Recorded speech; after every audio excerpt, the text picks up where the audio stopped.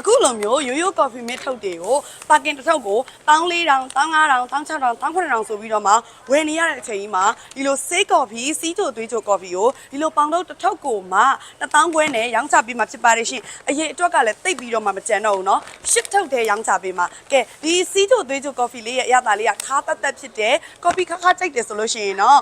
coffee လဲတောက်ရင်းပေါ့เนาะခါခါကြိုက်တယ်ဆိုရင်ဒီ coffee လေးလဲတောက်ရင်းစီးချိုသွေးချိုလေးလဲကျမကြီးလဲထိန်းကြီးပေးဆိုလုံးဝအဆင်ပြေတယ်ဒီ coffee လေးရဆိုလို့ရှိရင်เนาะ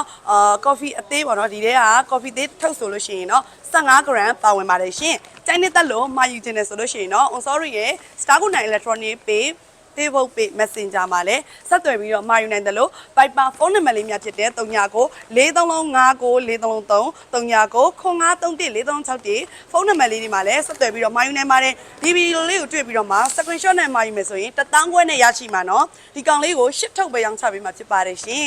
တဒါ